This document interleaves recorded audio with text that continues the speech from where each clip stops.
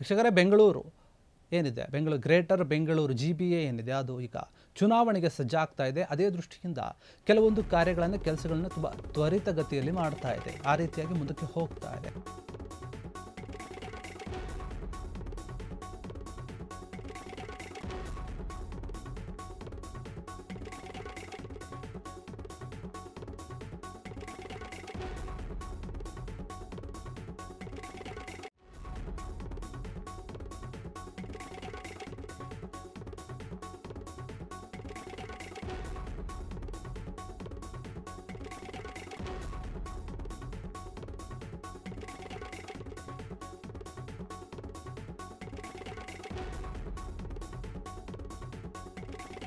GBAಗೆ ಈಗ ಒಂದು ಹೊಸ ವಾರ್ಡ್ ಸೇರ್ಪಡೆಯಾಗಿದೆ. ಇದರಿಂದ 369 ವಾರ್ಡ್ಗಳು ಆಗಿದೆ. ಈಗ ಈ ಹಿಂದೆ 368 ಇತ್ತು, ಈಗ 9 ಆಗಿದೆ. ಹೀಗಾಗಿ ಈ ಒಂದು ವಿಚಾರದಲ್ಲಿ ಏನಾಗ್ತಾ ಇದೆ, 5 ಪಾಲಿಕೆಗಳನ್ನಾಗಿ ಮಾಡಿದೆ. ಆ ಒಂದು 5 ಪಾಲಿಕೆಗಳಿಗೆ ಇಷ್ಟಿಷ್ಟು ವಾರ್ಡ್ಗಳು ಬರುತ್ತೆ ಏನು ಅಂತ ಎಲ್ಲ ಒಂದು ಲೆಕ್ಕಾಚಾರವನ್ನು ಮತ್ತು ಕಂಪ್ಲೀಟ್ ಆದ ಡೀಟೇಲ್ಸನ್ನು GBA ಬಿಟ್ಟಿದೆ ಈಗ ಈ ಒಂದು ವಿಚಾರ. ಯಾಕಂದರೆ ಮುಂದೆ ಈ ಒಂದು ಪಾಲಿಕೆಯ ಚುನಾವಣೆಗಳು ಬರುತ್ತೆ. 5 ಪಾಲಿಕೆಗಳಾಗಿ ಏನು ವಿಂಗಡಣೆ ಮಾಡಿದೆ, BBMP ಇರೋದನ್ನು GBA ಆಗಿ ಕನ್ವರ್ಟ್ ಮಾಡಿ ವಿಸ್ತರಣೆ ಮಾಡಲಾಗಿದೆ.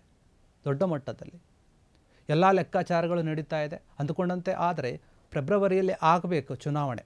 ಒಂದು ವೇಳೆ ಆಗಿಲ್ಲ ಅಂದರೆ ಮಾರ್ಚ್ ಏಪ್ರಿಲ್ನಲ್ಲಿ ಮಾಡೋಕ್ಕಾಗಲ್ಲ. ಯಾಕಂದರೆ SSLC PUC ಒಂದು ಪರೀಕ್ಷೆಗಳಿರುತ್ತೆ. ಹೀಗಾಗಿ ಆ ಸಮಯದಲ್ಲಿ ಮಾಡೋಕ್ಕಾಗಲ್ಲ. ಮತ್ತು ಅಷ್ಟು ದಿನಗಳ ಕಾಲ ಮುಂದಕ್ಕೆ ಹೋಗ್ಬೋದು ಎನ್ನುವಂಥ ಒಂದು ಲೆಕ್ಕಾಚಾರದ ಮಾತುಗಳು ಕೇಳಿ ಬರ್ತವೆ. ಯಾಕಂತಂದರೆ BBMPಗೆ ಇದುವರೆಗೂ ಕೂಡ ಎಲೆಕ್ಷನ್ ನಡೆದು ಸ್ಥಳೀಯ ಒಂದು ಚುನಾವಣೆಗಳು ನಡೆದು 10 ವರ್ಷ ಆಗಿದೆ. ಅಂದರೆ 2015ರಲ್ಲಿ ಆಗಿರುವಂಥ ಚುನಾವಣೆ. ಹೀಗಾಗಿ ಈ ನಂತರ ಏನು 10 ವರ್ಷ ಆದರೂ ಕೂಡ ನಡೆದಿಲ್ವಲ್ಲ. ಈಗ ತುಂಬ ದೊಡ್ಡ ಮಟ್ಟದಲ್ಲಿ ತಯಾರಿ ನಡೀತಾ ಇದೆ. ಇದಕ್ಕೆ ಎಲ್ಲ ಪಕ್ಷಗಳು ಕೂಡ ತಯಾರಿ ನಡೆಸ್ತಾ ಇದೆ. ನಾಯಕರ ಜೊತೆ ಮಾತನಾಡ್ತಾ ಇದ್ದಾರೆ. BJP, JDS, ಕಾಂಗ್ರೆಸ್ ಎಲ್ಲ ಒಂದು ಪಕ್ಷಗಳೇನಿದೆ ತಮ್ಮದೇ ಆದಂತಹ ರೀತಿಯಲ್ಲಿ ಸ್ಟ್ರಾಟಜಿಗಳನ್ನು ಉಪಯೋಗ ಮಾಡ್ತಾ ಇದ್ದಾರೆ. ಹೀಗಾಗಿ ಏನು 5 ವಾರ್ಡ್ಗಳಾಗಿ ವಿಂಗಡಣೆ ಮಾಡಿದ್ದಾರೆ. ಅದರಲ್ಲಿ ನೋಡಿ, ಪಶ್ಚಿಮ ಒಂದು ನಗರದ ಪಾಲಿಕೆಯಿಂದ 1 ವಾರ್ಡನ್ನು ಸೇರ್ಪಡೆ ಮಾಡ್ಕೊಂಡಿದ್ದಾರೆ ಅಂತ. ಇದರಲ್ಲಿ ಮುಖ್ಯವಾಗಿ ಹೊಸದಾಗಿ ಬಂದಿರುವಂಥದ್ದು ಅದೇ.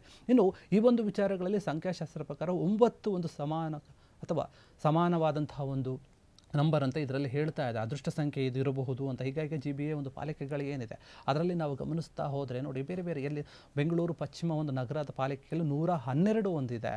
ಅದಾದ ನಂತರ ಬೆಂಗಳೂರು ಉತ್ತರ ಒಂದು ಪಾಲಿಕೆಯಲ್ಲಿ ಒಟ್ಟು 72 ಇದೆ. ಅದಾದ ನಂತರ ಬೇರೆ ಬೇರೆ ಪಾಲಿಕೆಗಳೇನಿದೆ, ಬೆಂಗಳೂರು ದಕ್ಷಿಣದಲ್ಲಿ 72 ಆಗಿರ್ಬೋದು, ಮತ್ತು ಪೂರ್ವದಲ್ಲಿ ಅಲ್ಲಿ ವಾರ್ಡ್ಗಳ ಸಂಖ್ಯೆ 50 ಇದೆ. ಅದರ ಜೊತೆಗೆ ಕೇಂದ್ರ ಒಂದು ನಗರ ಪಾಲಿಕೆ ಏನಿದೆ ಬೆಂಗಳೂರು, ಅಲ್ಲಿ 63 ವಾರ್ಡ್ಗಳಿದೆ.